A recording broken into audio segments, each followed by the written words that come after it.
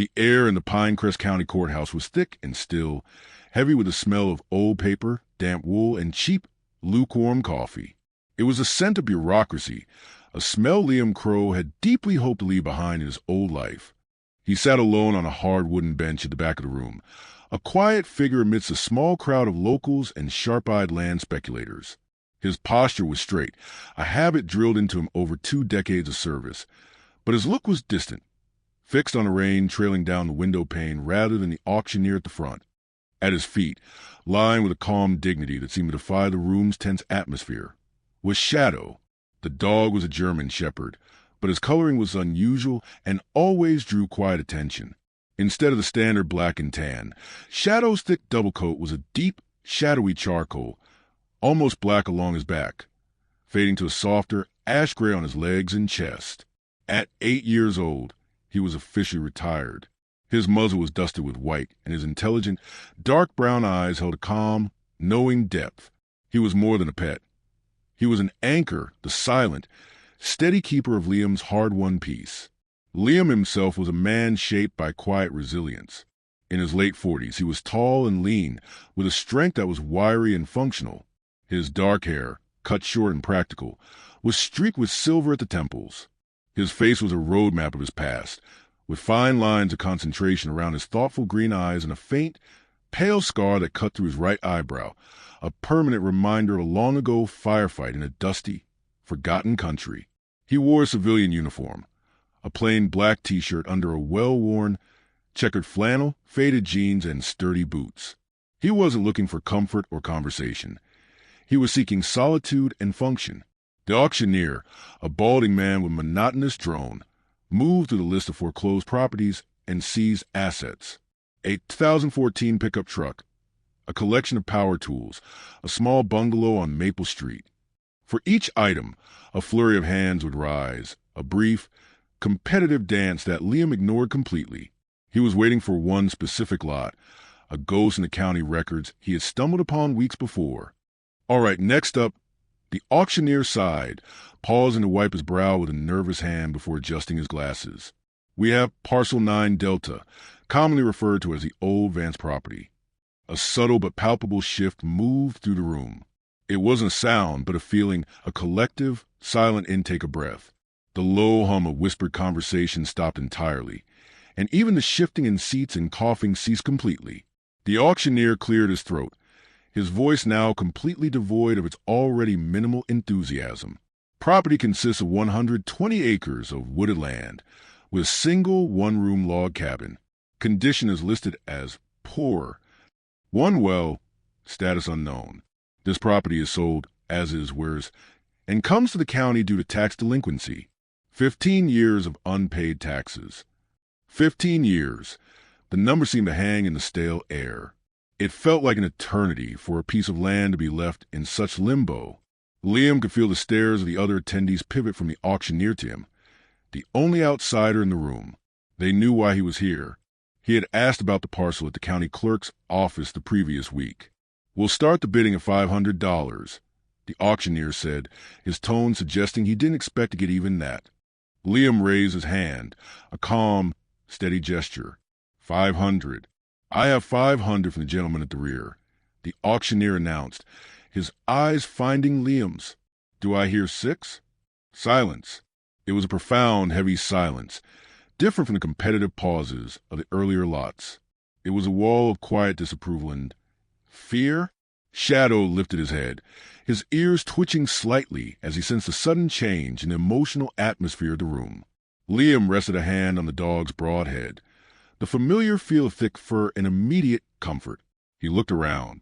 Farmers in worn overalls and businessmen in crisp jackets stared back, their expressions a strange mix of pity and apprehension. They looked at him not with jealousy, but as if he were a man walking, eyes wide open, toward the edge of a cliff. Going once.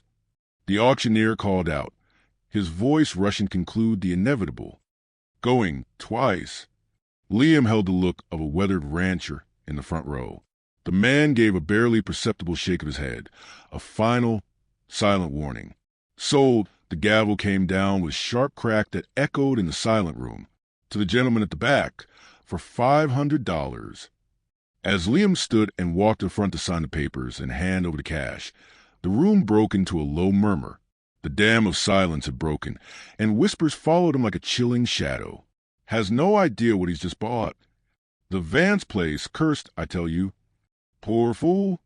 The clerk processing his payment, a young woman with nervous, flitting eyes, refused to look at him directly. She pushed the deed across the counter, as if the paper itself were contaminated.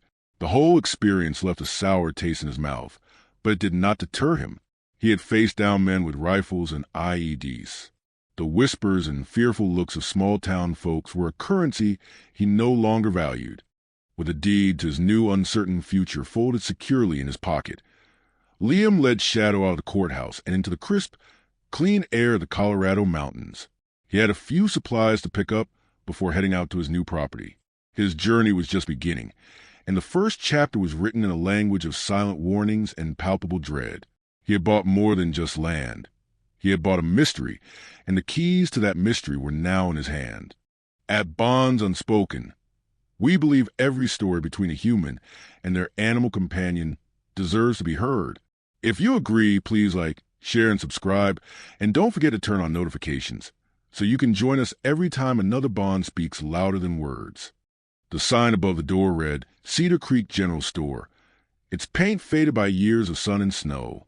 A small bell chimed as Liam entered, the air inside rich with smells of sawdust, leather, and coffee.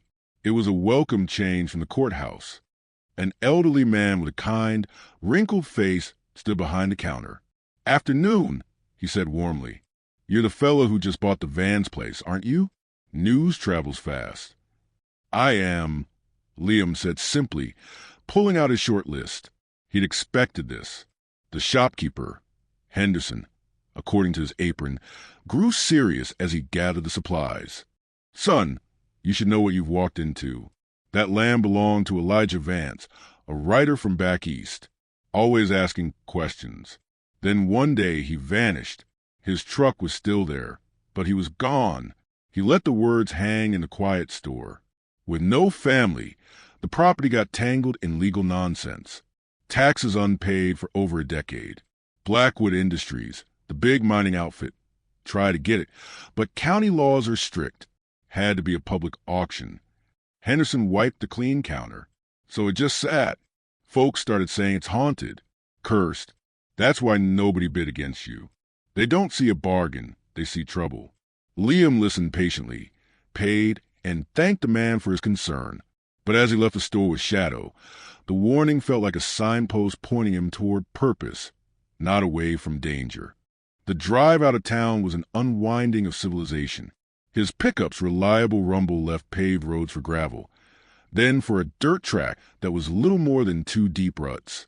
The vast Colorado landscape opened up, a breathtaking panorama of rolling hills and jagged, distant peaks. This was immense quiet he sought. Shadow sat upright in the passenger seat, nose twitching at the new scents flooding through the window. He was a calm, observant traveler. They found the turnoff marked by 2 rotting fence posts. The entrance seemed neglected, but Liam's trained eyes spotted inconsistencies. A massive, fallen pine log lay across the trail, forcing a sharp, difficult turn. It looked deliberately placed. Farther on, a thicket of thorny bushes crowded the path, forcing the truck close to a deep ditch. It felt less like random wilderness and more like a crude, deliberate obstacle course. After another 10 minutes of careful driving, the trail opened into a small clearing. The cabin stood there, smaller than he'd imagined, built of dark logs with crumbling mortar. A porch sagged on one side. Windows were opaque with grime, and a moss-coated stone chimney rose from the steep roof. It was a weary relic surrendering to nature.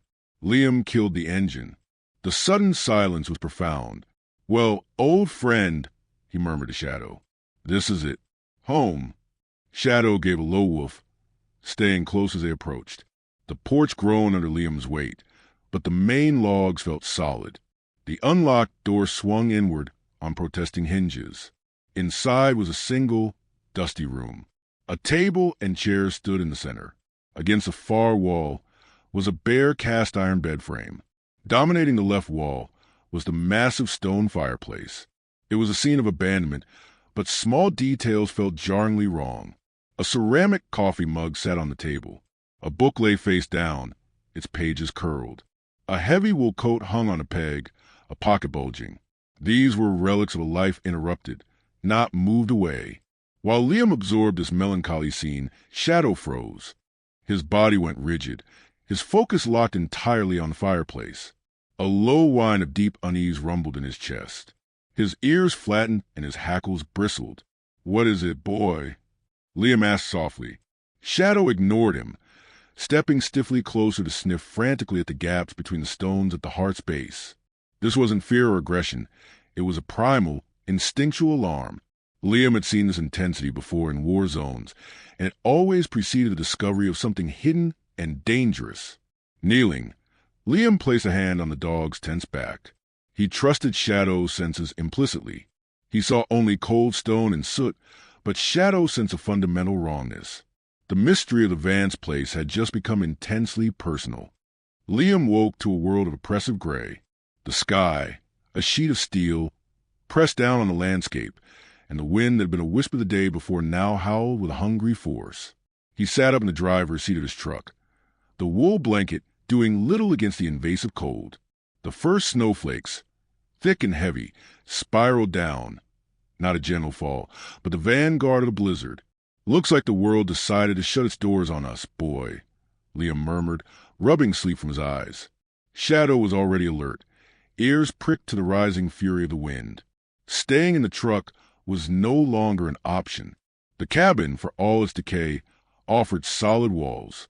They spent the next hour moving essentials inside, a sleeping bag, a crate of food, tools, and water. Each trip was a battle against the strengthening wind, the snow now a blinding, swirling curtain. Inside, the cabin felt like a tomb, but it was a sanctuary. Liam's first priority was fire. He inspected the massive fireplace, the same one that had so disturbed Shadow. The flue was clear, the stone structure solid. He laid a cautious fire, and soon a welcome warmth began pushing back the deep chill. But the warmth did nothing to soothe Shadow. As the flames grew, so did the dog's anxiety. He let out a sharp, unhappy yelp, then refused to settle, instead pacing a tight, agitated circle in front of the hearth. A low, persistent whine vibrated in his chest. "Easy, boy. It's just a fire." "You're safe," Liam said, trying to reassure him. He reached out to stroke Shadow's back, but the dog's muscles remained coiled tight. He obeyed the calming hand for a moment, pressing against Liam's leg, but his dark eyes never left the base of the fireplace. Then he pulled away and returned to his vigil, his agitation escalating. He lowered his head and began to paw at the large, flat stones of the hearth, his claws scraping uselessly against the hard surface. He let out a short, frustrated bark, sharp and demanding. "Shadow, stop." Liam's voice was firm.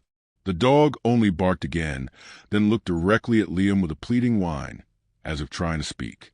Liam's own unease grew. This was beyond simple anxiety. He had spent years learning to read this dog.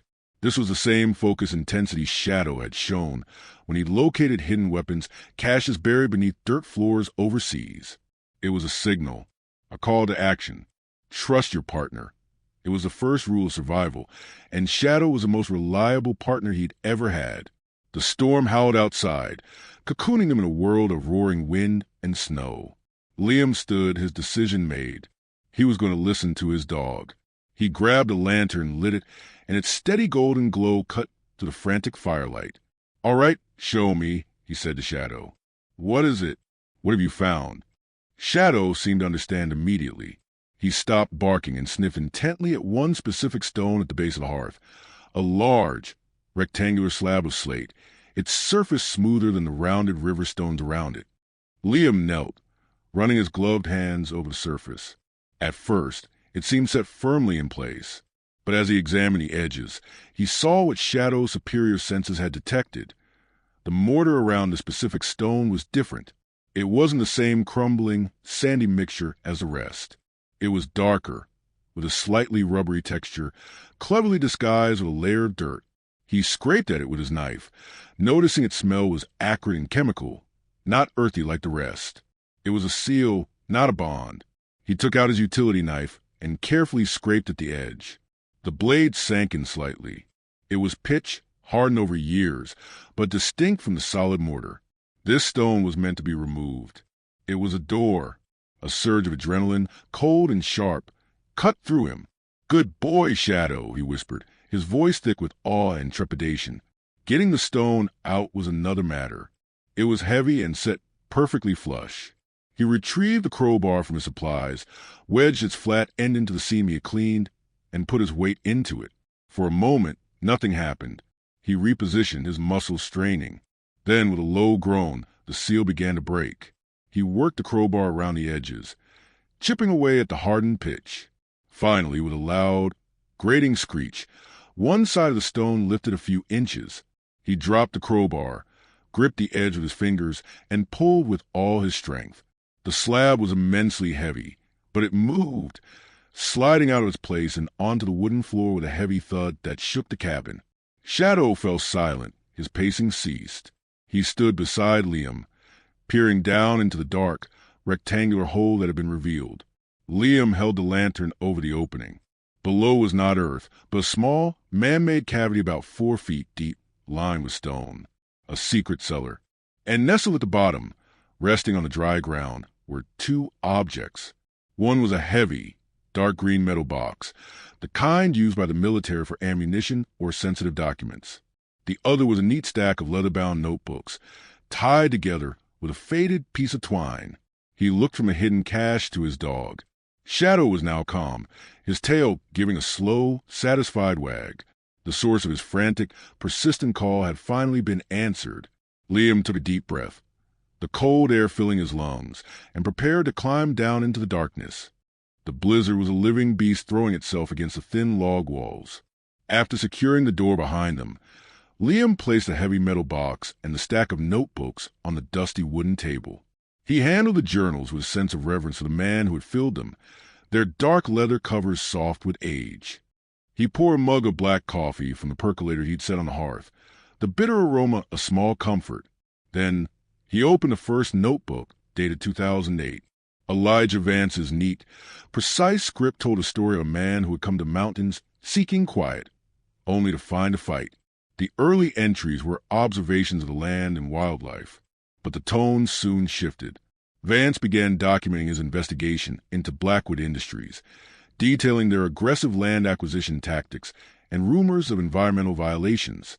Then the entries turned personal. The pressure started suddenly. Vance wrote, "Asterisk, the county inspector arrived, citing a complaint about my well. No record of any complaint. Then another came, claiming my roof was not to code. Then came the disputes over property lines, with official-looking documents that shrunk my land. Asterisk." Liam read for hours, a deep respect growing for the long-gone writer. Vance had been a fighter, a lone wolf who saw the web being woven around him. Vance was being systematically squeezed off his land. "They are trying to bleed me dry." Vance's script grew more agitated. Asterisk, to bury me in fines and legal paperwork. This is a coordinated campaign to force me off my land. They want it, but not enough to pay for it honestly. They want to take it, to make it seem as if I abandoned it. But I will not break. Asterisk. The notebooks were a meticulous record of a war fought with bureaucracy and fear. Liam was so absorbed he didn't hear the approaching vehicle, but Shadow did. A low growl, like distant thunder, vibrated from the dog's chest. He rose from his spot by the fire, every muscle tense, his gaze fixed on the door. Liam was instantly alert. "What is it?" Shadow's growl deepened. Then Liam heard it, the grinding whine of an engine fighting through deep snow. No one should be out in this. No one came here for a friendly visit during a blizzard. Moving quickly, Liam gathered the notebooks in the metal box and stored them back in the hidden cellar, sliding the stone slab most of the way back. He kicked dirt and ash over the seam to disguise it. By the time he stood, the engine was right outside. A heavy fist pounded on the door. Liam took a steadying breath, schooling his features into neutrality. He placed a hand on Shadow's head, a silent command for quiet readiness. The dog obeyed, the growl subsiding into a tense, watchful silence. Liam unbolted the door, and opened it a few inches. The man on his porch was large and imposing, broad-shouldered in his sheriff's department winter coat. He was in his mid-50s, with a weathered, ruddy face and a thick mustache. But his eyes, small and dark, were what held Liam's attention. They were cold and flat, scanning the cabin's interior over Liam's shoulder. Liam noticed his hands, one gloved, the other bare and tucked into his pocket. "Sheriff Hooper," the man said, his voice a gravelly baritone. "Quite a storm. My dispatcher mentioned the deed on this place finally went through. Figured I'd check on the new owner." The excuse was transparent. "This is a long way from your usual area, Sheriff," Liam said, his tone level. Hooper gave a dismissive shrug. "Just doing my job. You must be Liam Crow. Mind if I come in? Get out of this wind." It wasn't a request. Liam opened the door wider, and Hooper stepped inside, bringing a blast of cold air. He stomped snow from his boots, his eyes continuously sweeping the room. "That's quite a guard dog you've got," Hooper commented, giving Shadow a wide berth. "He's a good judge of character," Liam replied evenly. Hooper's eyes narrowed slightly. He turned toward the fire. "So, finding everything all right out here? Place is in rough shape. Find anything unusual?" He was fishing, his casual tone betrayed by his intense gaze. "Nothing but dust and drafts," Liam said, leaning against the door frame. "It's what I paid for." Hooper chuckled, a hollow sound. "Yeah, I suppose you did. This place has been a thorn in the county's side for over a decade. A real headache. I'm surprised anyone was foolish enough to buy it." The condescension was a test, a confirmation of the stories. "One man's foolishness is another's peace and quiet, I guess," Liam said, letting the insult slide. Hooper nodded slowly. "I suppose. Well, you seem to have things under control. Just be careful. This land's got a history. Best not to go digging around in it." The veiled threat was unmistakable. "I'll keep that in mind, Sheriff," Liam said. "Thanks for checking in." Hooper gave a curt nod and let himself out. Liam bolted the door and watched through the window as the SUV's taillights vanished into the white maelstrom. The sheriff hadn't come to check on him. He had come to assess him. A sudden, urgent feeling seized Liam. He looked at his truck, barely visible through the thick snowfall. Acting on instinct, he pulled on his coat and plunged back into the storm. The wind tore at him, the snow halfway to his knees. He fought his way to the truck, brushing thick snow off the tires. The front two were fine. The rear passenger side was fine. Then he got to the driver's side rear tire. There, nestled in the thick tread of the sidewall, was a deep, clean slice. It wasn't a tear from a rock or a nail. It was a puncture, a deliberate stab from a sharp, thin blade, placed perfectly to cause a slow, irreversible leak. Liam stood motionless, the wind whipping around him. The sheriff's visit hadn't just been an assessment. It had been a delivery. The punctured tire was a message, clearer than any words.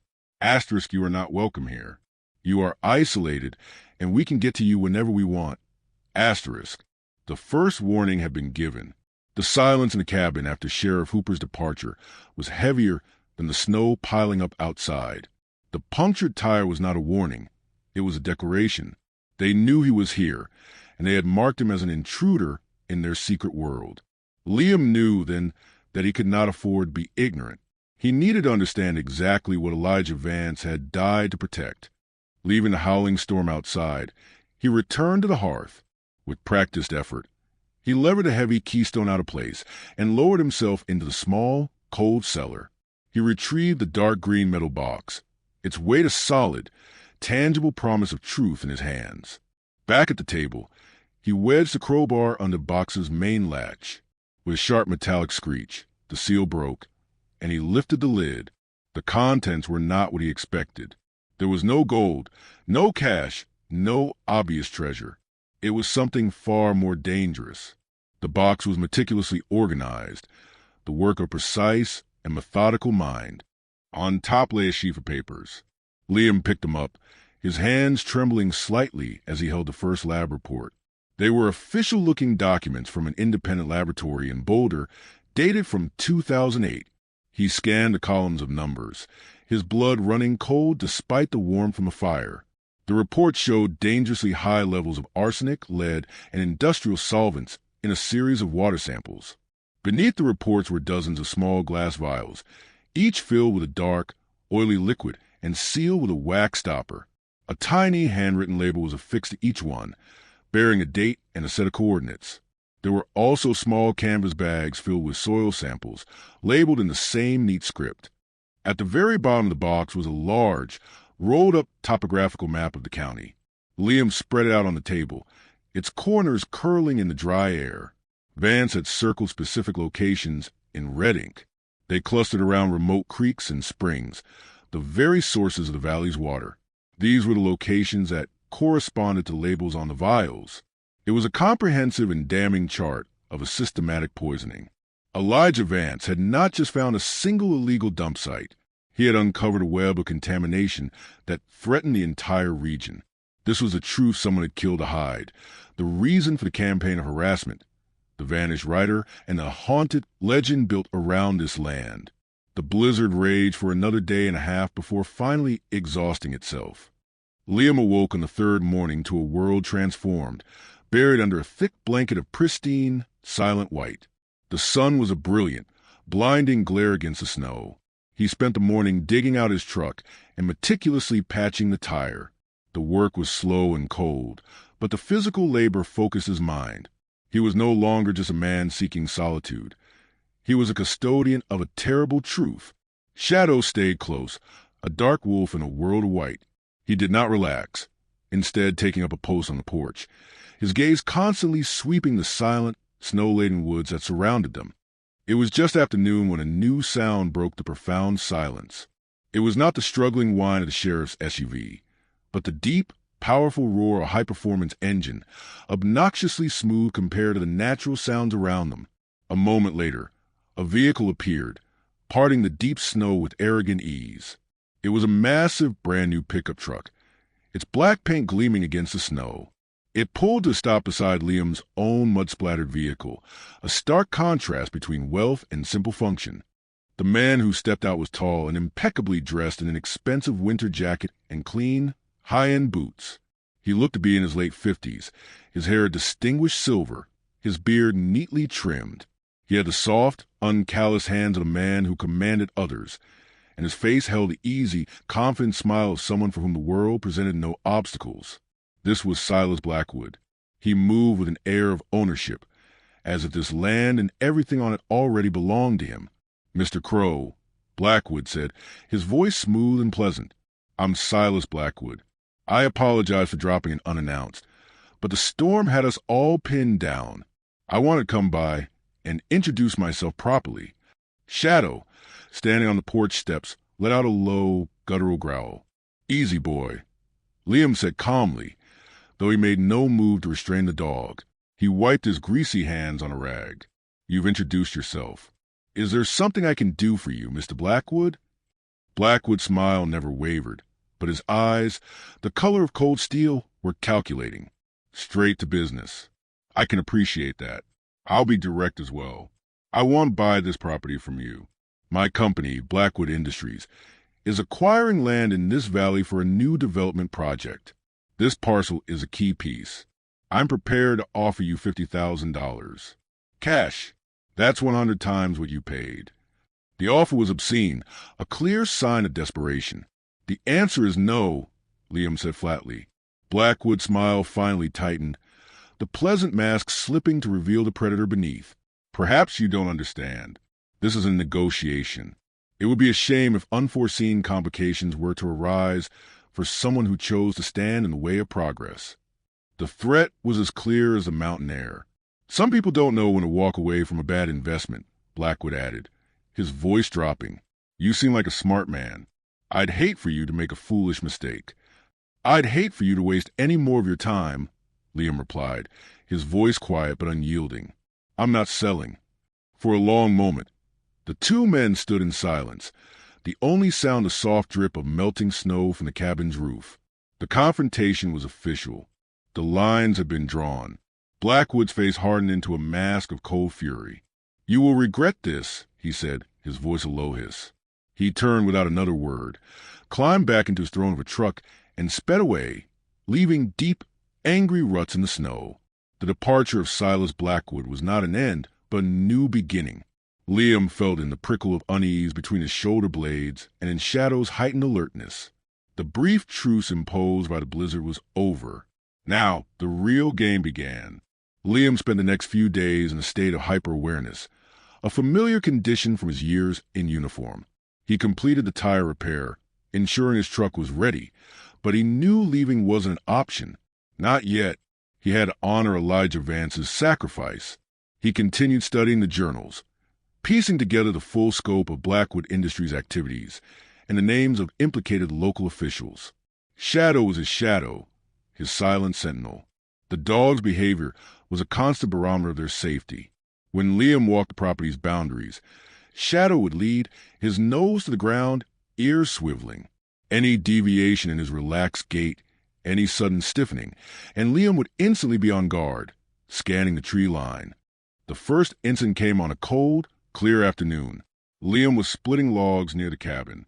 Shadow, who usually lay nearby, had instead moved to the edge of the clearing. His body was low to the ground, his dark fur blending with the shadows of the undergrowth. He was utterly still, a hunter frozen mid-stalk, his eyes fixed on a distant point in the dense pine forest. His nose twitched at a foreign scent, something like cheap cigarette smoke. Liam stopped, axe held aloft. "What is it, boy?" he whispered. The dog didn't move. He just stared. Liam slipped back into the cabin, grabbed his binoculars, and returned to the porch. He pressed against the logs and scanned the area Shadow indicated. It took several minutes before he saw it. A faint glint, a momentary flash of something metallic deep within the shadows. A lens, followed by a darker shape that quickly disappeared behind a thick fir tree. Someone was out there, watching. He returned to his wood splitting, maintaining a deliberately casual pace. He worked for another hour, acutely aware of the unseen eyes. Shadow remained vigilant until the light began to fade, only then returned to Liam's side with a low, satisfied rumble in his chest. The watcher had retreated. The next escalation happened 3 nights later. The cabin was bathed in the dim glow of a single lantern. Liam was hunched over the table organizing Vance's research notes, while Shadow dozed fitfully by the fire. Suddenly, Shadow was on his feet, his hackles raised.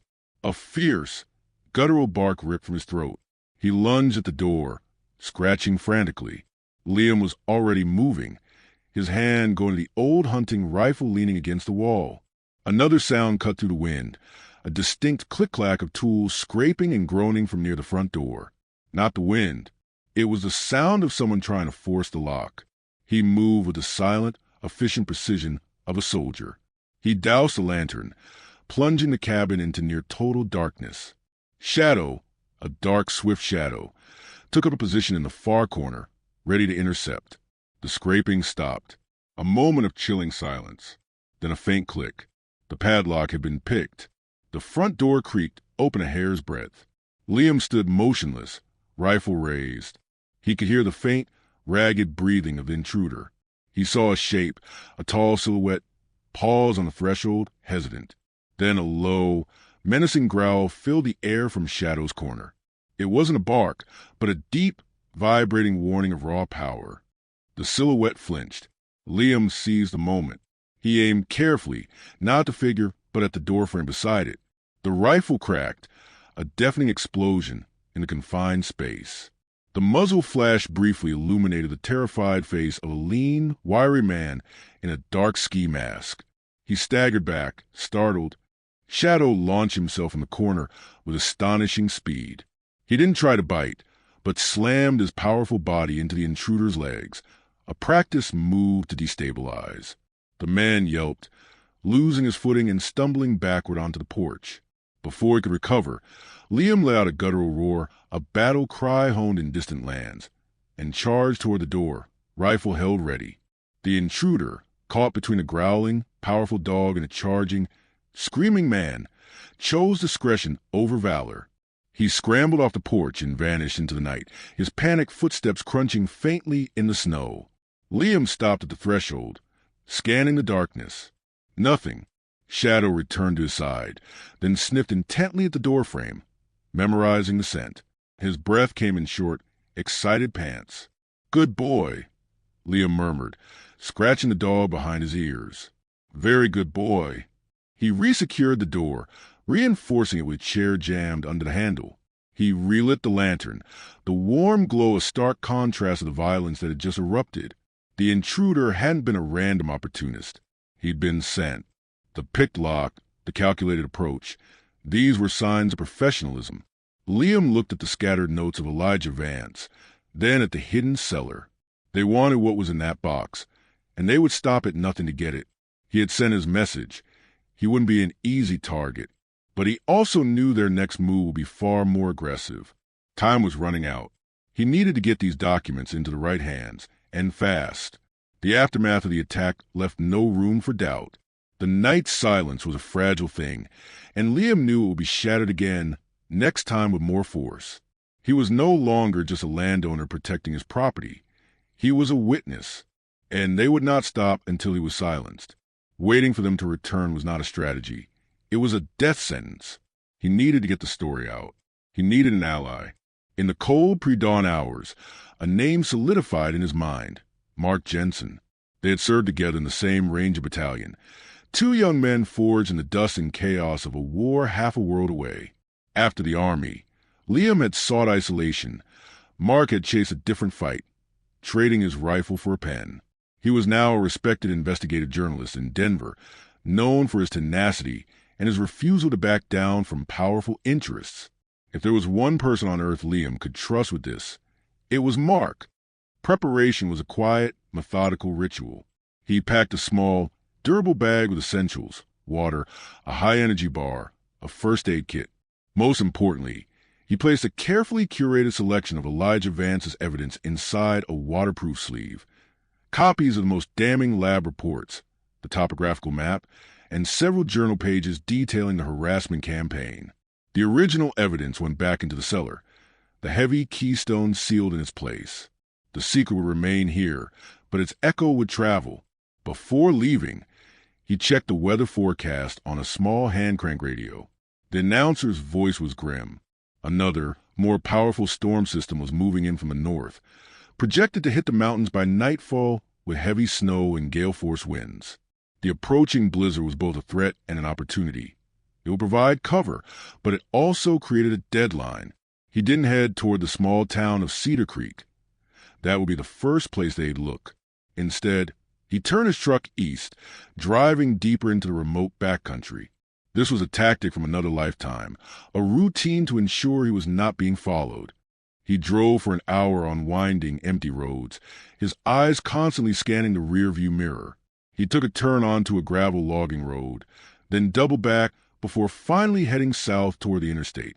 Only way he was absolutely certain he was alone did he drive toward the city of Fort Preston, a larger, more anonymous town over an hour away. Shadow seemed to understand the gravity of their mission. He sat silently in the passenger seat, his usual curiosity replaced by a quiet, watchful alertness, his gaze often mirroring Liam's in the rearview mirror. In Fort Preston, Liam was a ghost. He parked in a public lot several blocks from the town center. His first stop was a large electronics store, where he paid for a cheap, prepaid mobile phone with exact change from a larger bill, leaving no transaction record. His next stop was a public library. The library was warm and quiet, a sanctuary of orderly knowledge. He found an empty computer terminal in a secluded corner. Using a public network offered a crucial layer of anonymity. He logged into an encrypted email service he had maintained for years for just such an emergency. With swift, practiced movements, he used the library scanner to digitize the documents he had brought. He compressed the files, encrypted them with a password he and Mark had established years ago, and attached them to a new email. The recipient was Mark's secure, private account. He hit send, watched the progress bar fill, and then logged out, meticulously clearing the computer's history. The entire process took less than 15 minutes. The seeds of Elijah Vance's truth were now planted beyond the confines of the isolated cabin. He left the library and walked into a cold, narrow alley between two brick buildings. The wind whistled around him. He activated the new phone, its electronic chirp sounding unnaturally loud, and dialed Mark's number from memory. It rang twice. Jensen answered a sharp, clipped, and instantly familiar voice. Mark, it's Liam. A brief pause. Then Mark's tone shifted, a note of concern cutting through his professional demeanor. Liam, it's been a while. Where are you? This isn't your number. It's a temporary one. I don't have much time, Liam said, his voice low. I've stumbled into something big out here in Montana. It involves Blackwood Industries and a journalist who disappeared about 15 years ago. I've sent the preliminary evidence to your secure inbox. The password is the name of the mountain we got pinned down on back in 2003. He could hear the faint sound of typing on the other end. Got it. I see the file. Liam, what kind of trouble are you in? The kind that send professionals to your door in the middle of the night. Liam replied grimly. Listen, this is why I'm calling. Another big storm is rolling in. It's going to hit my location by tonight. I'm heading back there now. I need to be there to protect the original evidence. He gave Mark the precise GPS coordinates of the cabin. Here's the plan. If you do not get a call from me on this specific phone by 0600 tomorrow morning, 6 a.m. Mountain Time, you assume the worst. You take everything I sent you and anything else you can dig up, and you give it to the FBI, not the state police, not the local sheriff, the feds. You give them files, and you give them these coordinates. Tell them to come heavy. Do you understand? The line was silent for a beat, the weight of instructions hanging in the air. Mark was not a man who panicked. He processed, analyzed, and acted. Understood, Liam. 0600. If I don't hear from you, I raise hell. Is there anything else? No. That's it. All right, Mark said, his voice firm, the voice of a soldier and a friend. Watch your back, Liam. Always, Liam replied and ended the call. He removed the battery from the burner phone and tossed the two pieces into separate trash cans. His mission was complete. The contingency was in place. A weight lifted from his shoulders, replaced by the cold, clear focus of a man heading into a fight. He walked back to the truck, where Shadow was waiting patiently. Together, they drove out of the city, heading back toward the mountains, toward the isolated cabin, and toward the dark, bruised clouds of the coming storm. The drive back to the cabin was a race against the encroaching storm. The sky, which had been a dull gray, was now a swollen, purple bruise pressing down on the jagged peaks of the Rockies. Snow began to fall in earnest just as Liam's truck rumbled back onto his property. Heavy, wet flakes that stuck to the windshield faster than the wipers could clear. By the time he pulled at the cabin, the world was a blur of white, the wind howling like a tormented spirit. He barely had time to wrestle a tarp over his truck and grab the last few supplies before the storm broke in its full, furious intensity. Inside, the log walls groaned and shuddered against the gale, the sound like an old ship in a heavy sea. The fire he built earlier was struggling, the chimney acting as a wind tunnel, but it cast enough warmth to hold back the bitter cold seeping through the cracks. Shadow, sensing the shift in weather and mood, moved with a quiet urgency, his ears constantly swiveling to parse the storm's roar. He wasn't anxious like before, but intensely focused, a soldier preparing for a siege. Liam secured the cabin as best he could. He braced the windows with heavy planks from his woodpile, using old railroad spikes he'd found on the property to wedge them firmly in place. He jammed a stout length of firewood under the door handle and then pulled the heavy wooden table in front of it, placing the two chairs on top to create a makeshift barricade. He checked his rifle, loading it with precision, its familiar weight of grim comfort in his hands. He set out his meager supplies on the floor near the hearth, a thermos of hot coffee, a powerful flashlight, and a bag of dried meat for himself and Shadow. Before the siege began, he took a moment of quiet connection, breaking off a piece of the dried meat and offering it to Shadow. The dog took it gently, his dark eyes meeting Liam's in a moment of shared understanding. They were in this together. Liam knew what was coming. Blackwood and his people would have learned he'd reached out, that the evidence had been copied and sent. For them, this was a moment of no return. The blizzard, while a natural disaster, was their perfect weapon. It would trap him, cut him off from any hope of immediate rescue, and provide flawless cover for their final, desperate move. They couldn't let him or the original evidence live to see the morning. The cabin transformed from a simple dwelling into a fortress. Liam moved through it with a quiet efficiency born in combat zones. His senses were heightened. Every creak of the logs, every shift in the wind's pitch, was analyzed and filed away. Shadow mirrored his intensity, moving silently to check each window, sniff at the door, and establish his own defensive perimeter within the single room. Hours bled together. The blizzard reached a crescendo, an unimaginable maelstrom of wind and snow that shook the cabin's very foundations. The world outside was an impenetrable wall of white, a roaring, howling void.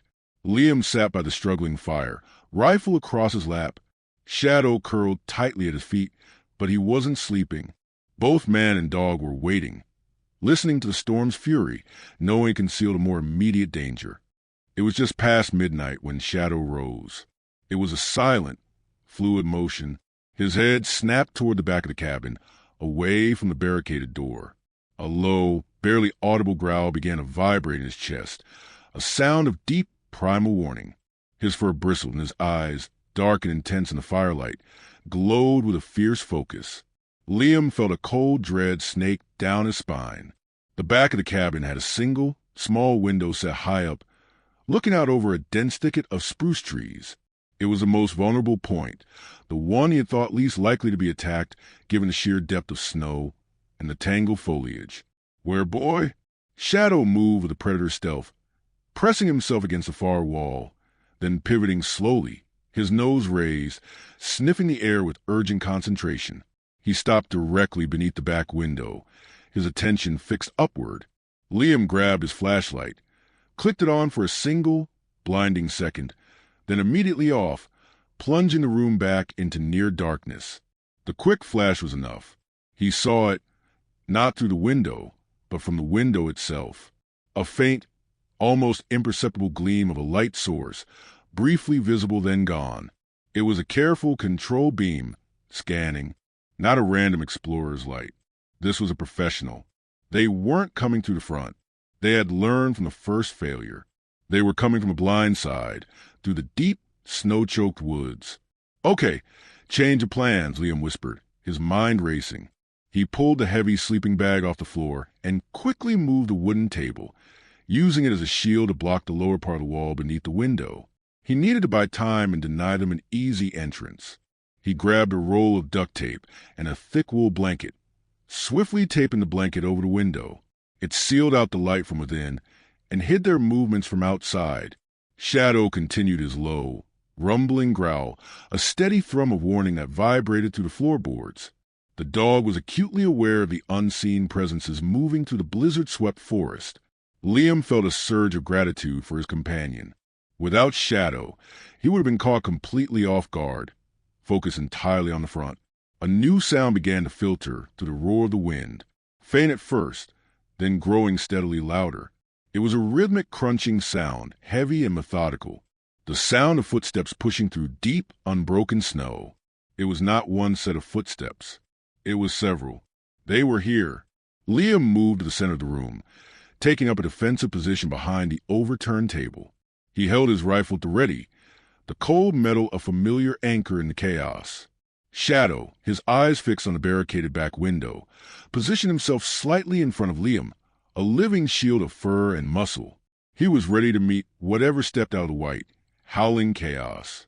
The air in the cabin grew thick with anticipation, a heavy mix of fear and resolve. The fight had found them.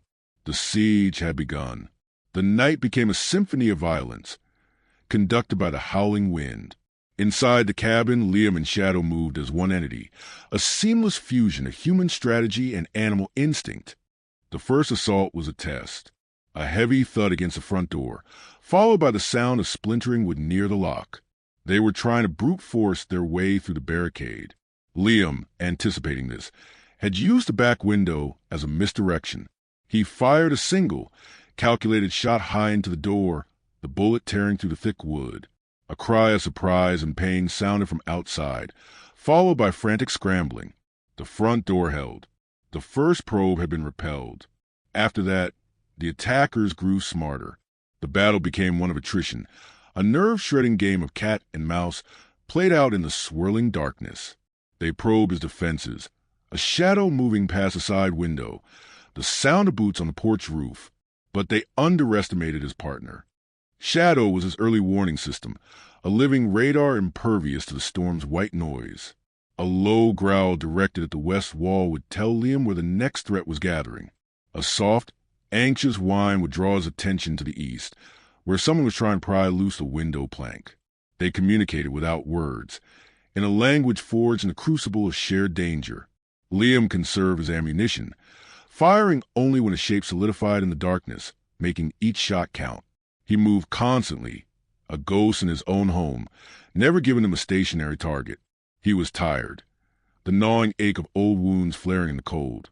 But his mind was sharp, honed to a razor's edge by adrenaline and the absolute necessity of staying alive until 0600. The lull came around 4 a.m. The storm's fury had lessened slightly, and the probing attacks had ceased. It was a classic tactic, lull the defender into a false sense of security before the final, overwhelming push. Liam knew it, but the silence was still unnerving. He was focused on the front of the cabin, where the initial assault had come from, his eyes scanning the area through a small crack in a barricade. It was in this moment of focused distraction that the real threat came. One of the attackers, moving with the silence of a mountain cat, had circled around to the back. He had painstakingly worked at the boards covering the small window, prying one loose without a sound. Now, he was slithering through the opening, a dark shape detaching itself from the deeper darkness outside.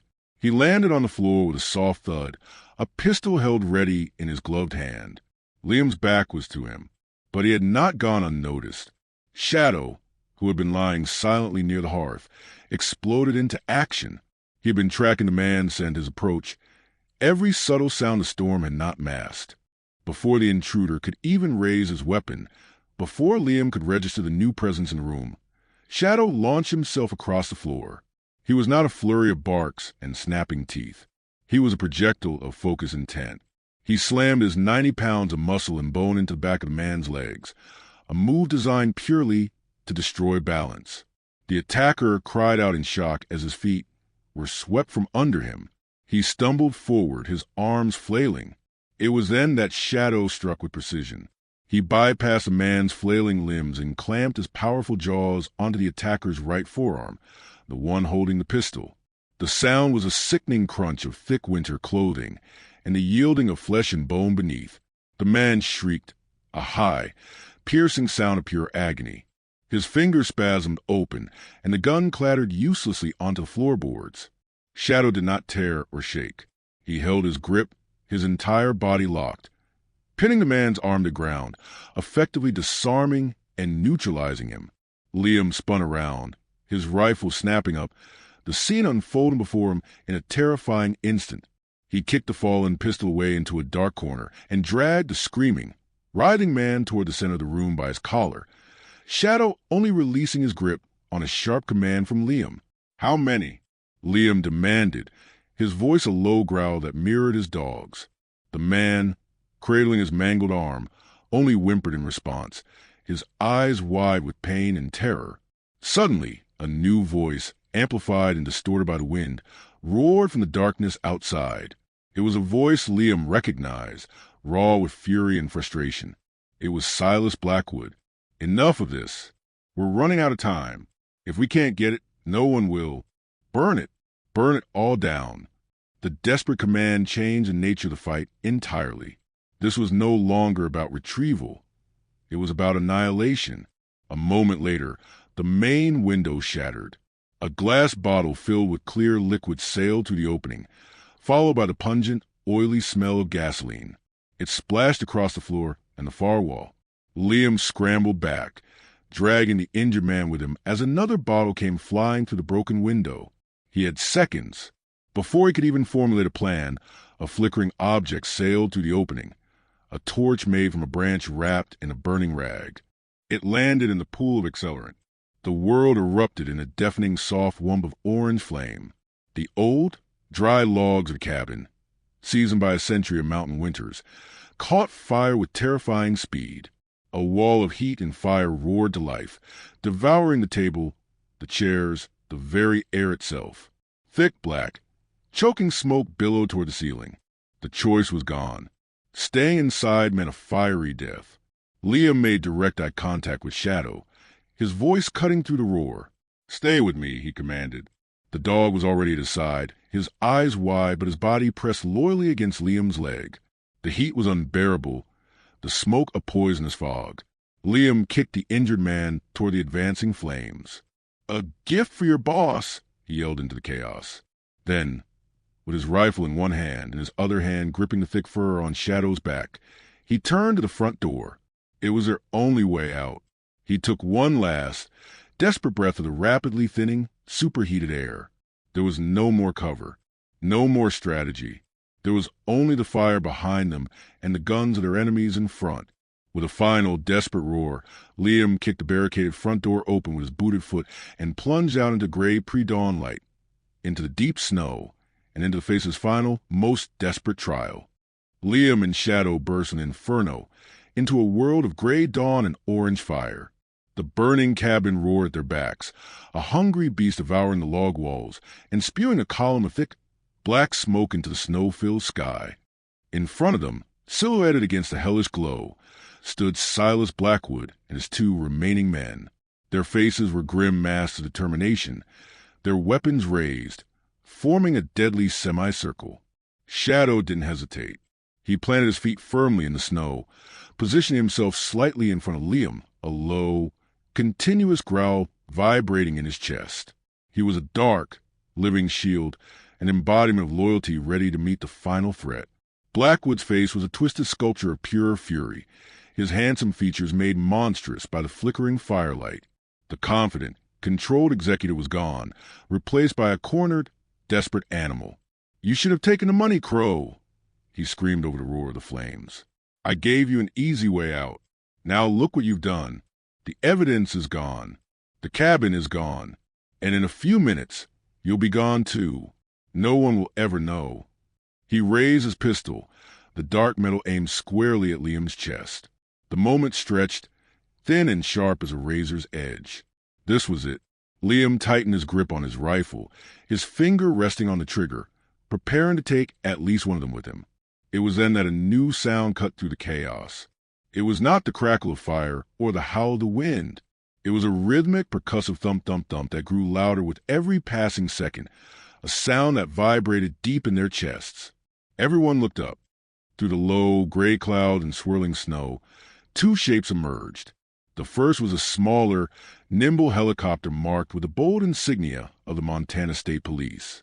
The second was larger, darker, a sleek and powerful machine with no official markings, the unmistakable profile of a federal aircraft.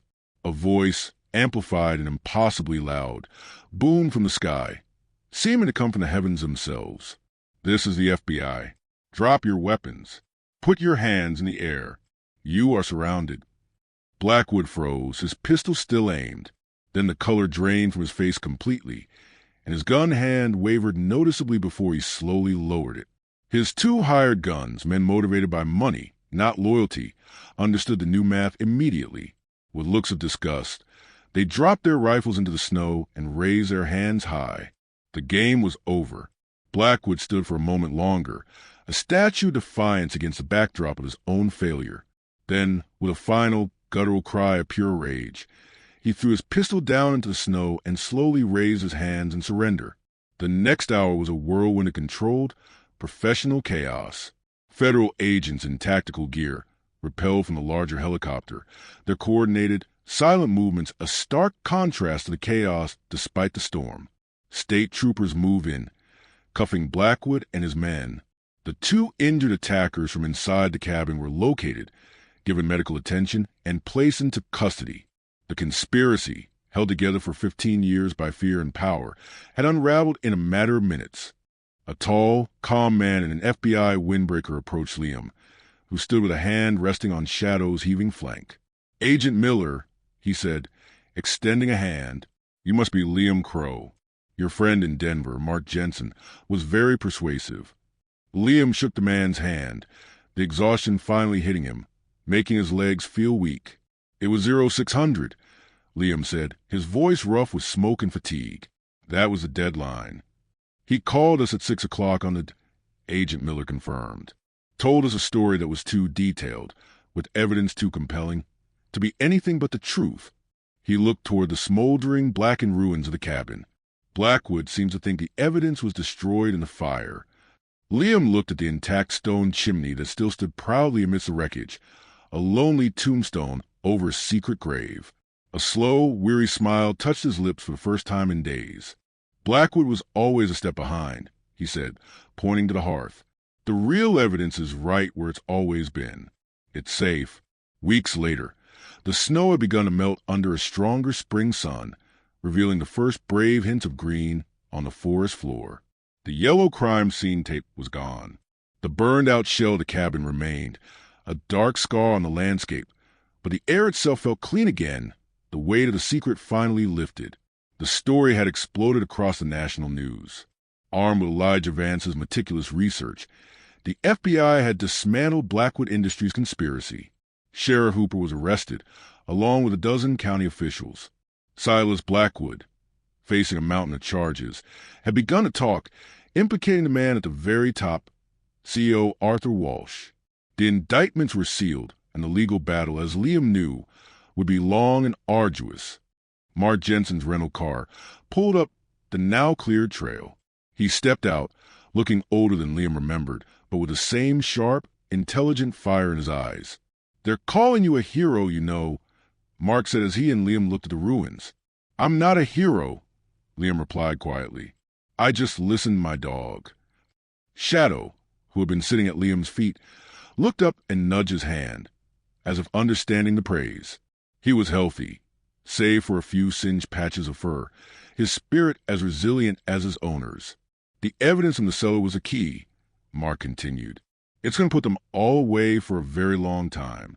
More importantly, it's going to force a full-scale environmental cleanup of this entire valley. You gave hundreds of families their future back, Liam." "Elijah Vance did," Liam corrected. "We just finished his work." They stood in comfortable silence for a while, two old soldiers surveying a different kind of battlefield. "So what's next for you?" Mark finally asked. "You can go anywhere now. Write a book. They'd pay you a fortune for the rights to this story." Liam looked around. He looked at the vast, silent mountains, at the tall pines whispering in the gentle breeze, at the clear, cold creek that ran along the edge of his property. He looked at the charred remains, but he didn't see a ruin. He saw a foundation. He saw a place where he had been tested and had not broken. He looked down at Shadow, who was watching him with unwavering dark eyes. The dog was home. And so, Liam realized, was he? "I'm staying," Liam said, a sense of profound peace settling over him, a feeling he had been chasing for years. "I'm going to rebuild." He had come to this place seeking an escape from the ghosts of his past. He had found danger, conspiracy, and a fight he hadn't been looking for. But in the midst of it all, standing on the ashes of what was, he had also found a purpose, a future, and a bond with a loyal, dark-coated dog that had proven unbreakable. This wasn't just a piece of land anymore. It was home. The weeks following the fire were a whirlwind of a different sort. Liam and Shadow temporarily moved into a small, anonymous rental cabin on the outskirts of Fort Preston.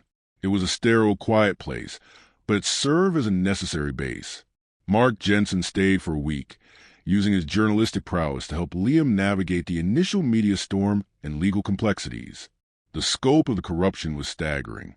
Sheriff Hooper, in a bid for a lesser sentence, provided a full confession. He detailed how Silas Blackwood had paid him to run interference. But Hooper was small fish. Silas Blackwood, facing multiple charges, including conspiracy, attempted murder, and environmental crimes, began to talk. He implicated the upper echelon of Blackwood Industries, providing emails and documents that showed the contamination cover-up was not an accident, but a calculated corporate strategy. Throughout it all, Shadow was Liam's constant. The dog seemed to understand that the immediate danger had passed, but his watchfulness remained, a permanent part of his character. One afternoon, Agent Miller visited them at the rental cabin, while Liam was sorting through paperwork. "It's happening," he said without preamble. "The FBI and the EPA are moving in on Blackwood's main office. The CEO and the entire board are being indicted. The state is also seizing all of Blackwood's assets in the region to fund the cleanup. He handed Liam a thick envelope. "This is for you." Liam opened it. Inside was a formal document from the state, along with a letter. It cited him for instrumental service in uncovering a grave threat to public health and safety. As a reward, the state was formally granting him full, clear title to his 120 acres, wiping away any remaining bureaucratic red tape, and waiving all property taxes for the next 10 years. "It's not a fortune," Agent Miller said, "but it's a start. It means the land is unquestionably yours." Liam looked from the document to Shadow, who thumped his tail on the floor. It was more than a start. It was a foundation. It was permission to rebuild. The first trip back to his property after the fire was a solemn one. The blackened skeleton of the cabin was a stark sight against the bright green of the new spring grass. The air no longer smelled of smoke, but of pine and damp earth. It was a landscape of loss, but also a potential. As Liam walked the perimeter, Shadow bounded ahead, his nose to the ground, rediscovering old scents. He ran to the creek and drank deeply, and Liam felt a profound relief watching him. The water was clean. It would be tested and monitored for years, but for now, it was clean. He spent that day alone, clearing the worst of the charred debris with a shovel and a wheelbarrow he brought. It was hard, physical labor, but it felt good.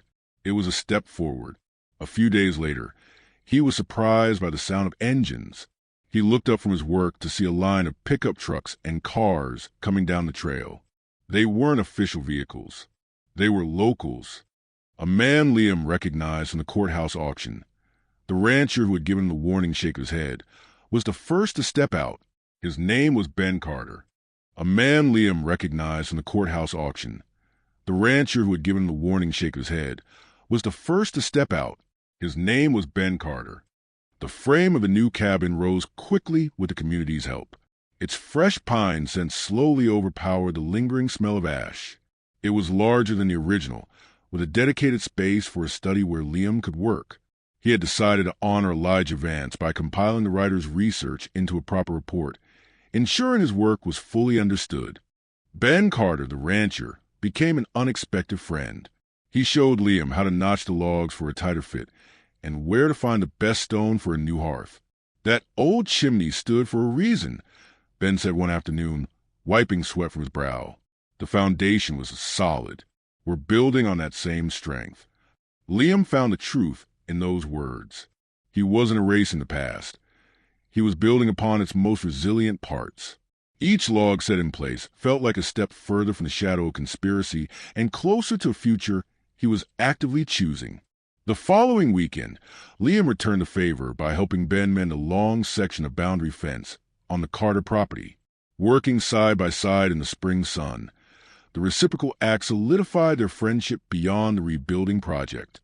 Shadow thrived during this time. His patrols of the property were no longer tense investigations but joyful explorations.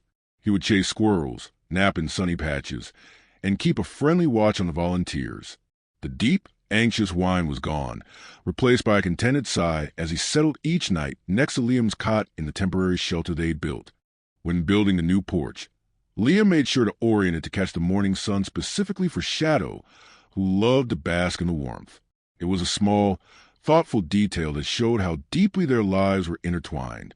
One evening, as the shell of the cabin was completed and the roof beams were laid, the volunteers gathered for a simple meal. One of the younger men, whose father had been sickened by the contaminated water, approached Liam.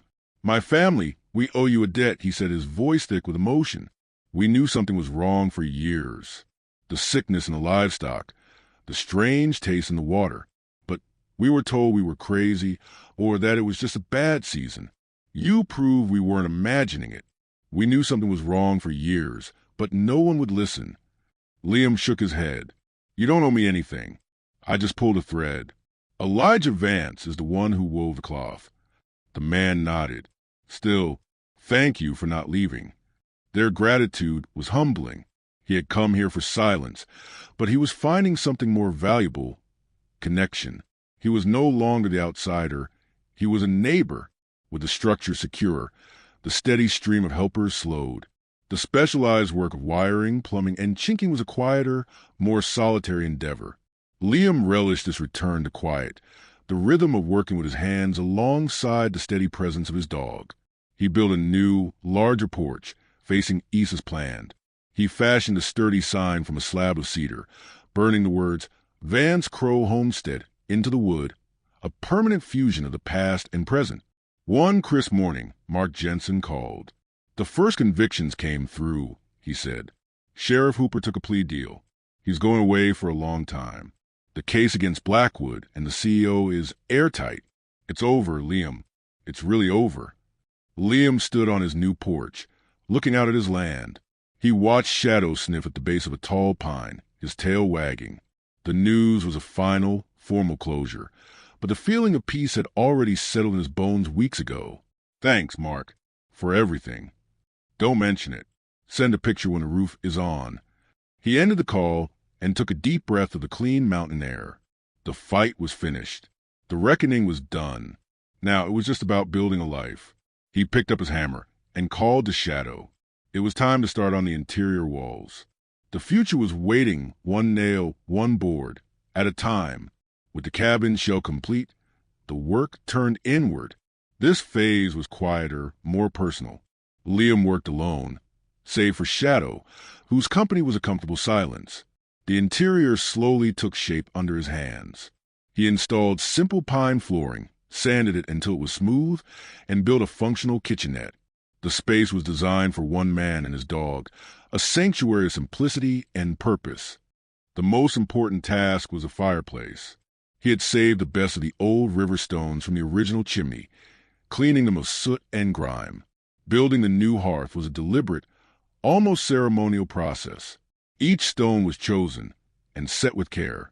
Before placing the final mantel stone, Liam selected one particular stone from the old hearth, smooth and dark, and set in a position of honor at the center of the new structure. This would not be a place that had secrets, but one that offered warmth and light. It was a reclaiming of the cabin's very heart. One evening, as the first autumn chill touched the air, Liam laid the final stone in the mantelpiece. He built a small, careful fire in the new hearth. The flames caught, dancing brightly against the clean stone.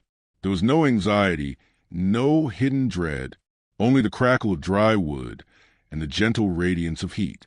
Shadow lay stretched out before it, his chest rising and falling in a deep, peaceful rhythm. He sighed contentedly, then rolled onto his back to expose his belly to the warmth, his eyes half closed in complete comfort.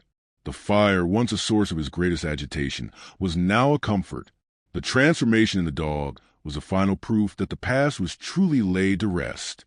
The next day, a truck pulled up carrying a simple wooden crate.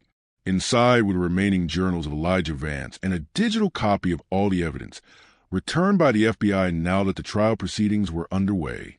Liam placed the crate on an open shelf in the new study nook he had built. It was not a hidden cache, but an archive, a testament to the truth. He spent the following weeks at a small desk by the window, compiling Vance's notes.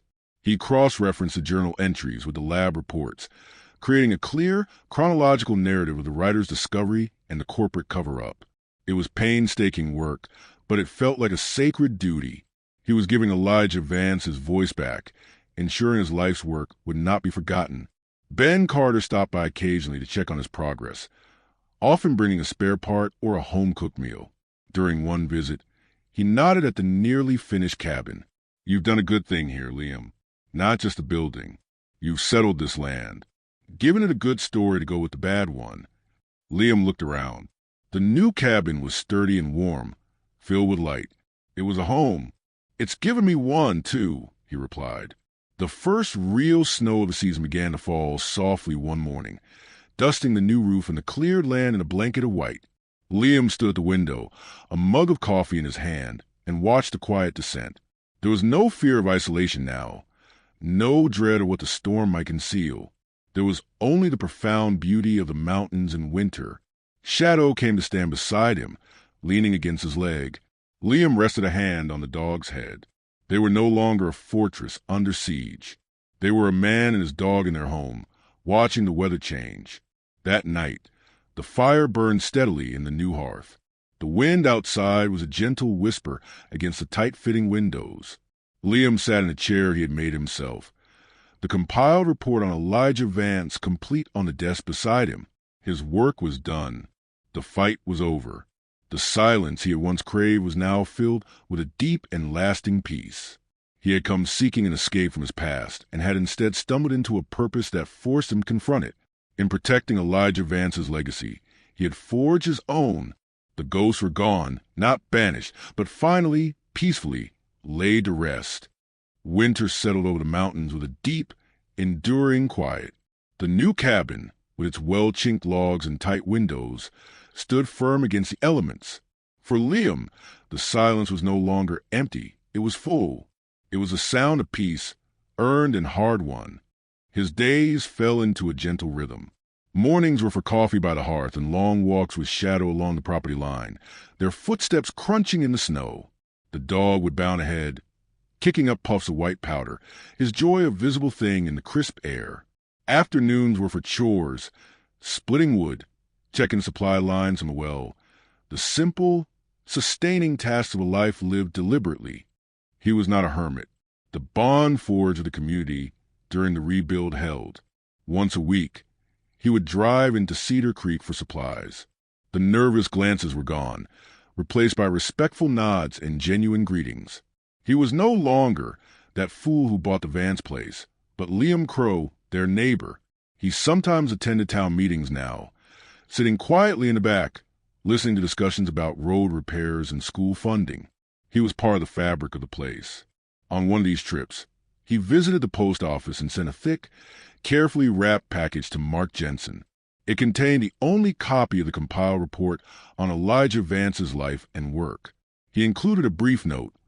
"The story is yours now. Tell it well." There was no need for him to keep it. The story was no longer a burden he carried, but a truth that belonged to the world. His part in it was done.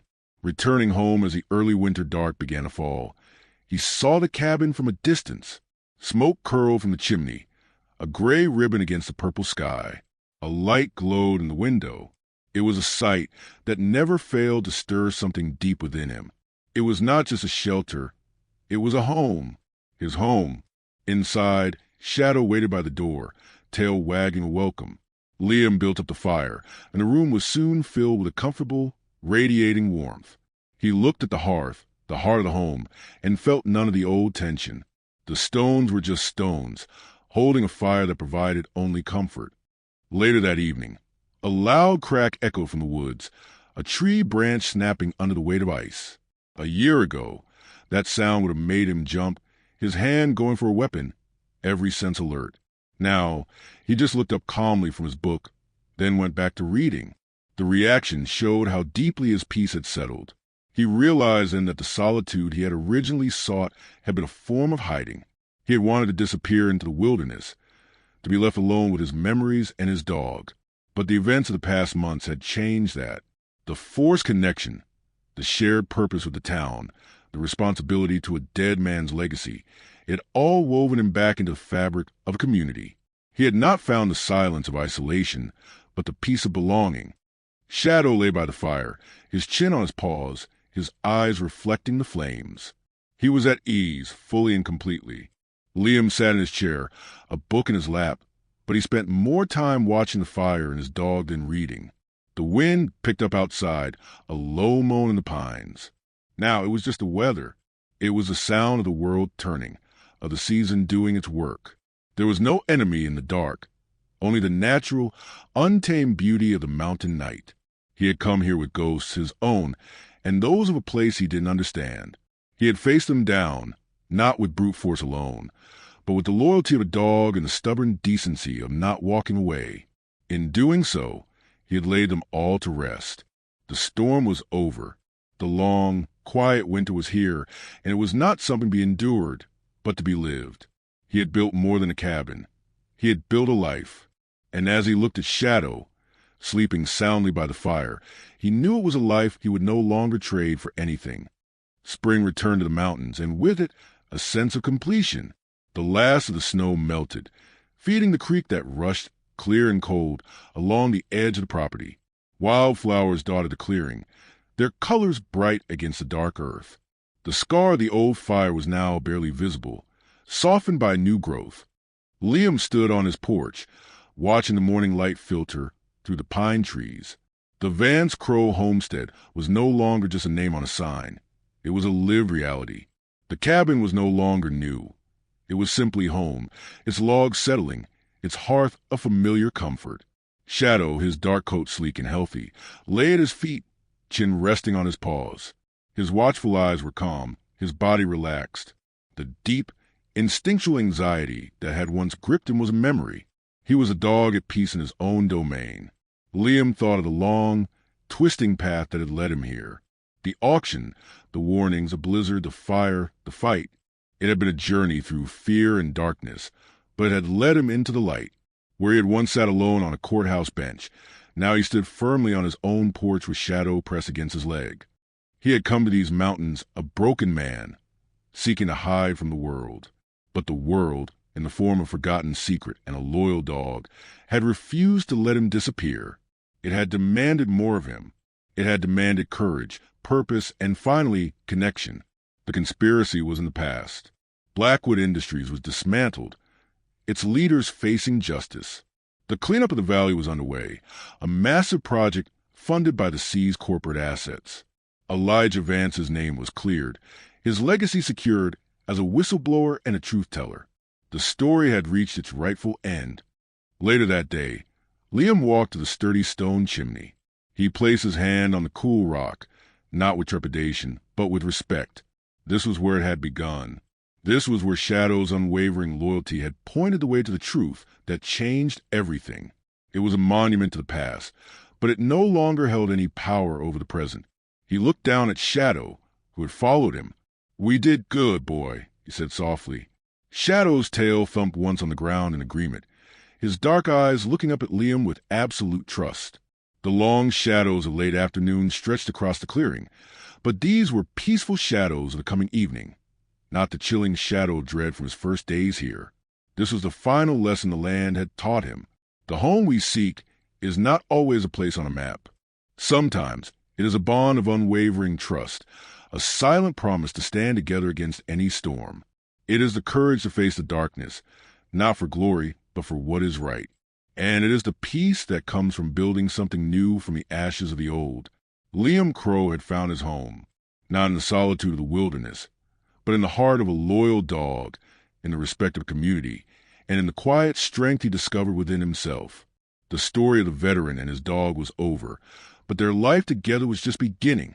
And as the sun set behind the peaks, casting long shadows across the clearing, Liam knew he was exactly where he was meant to be. In the quiet heart of the mountains, Liam Crow had finally come home. If stories like this touch your heart, don't forget to like, share, and subscribe to Bonds Unspoken. Every click helps us share more incredible moments that celebrate the bond between humans and animals. And be sure to turn on the notification bell so you never miss a story that reminds us what true loyalty feels like.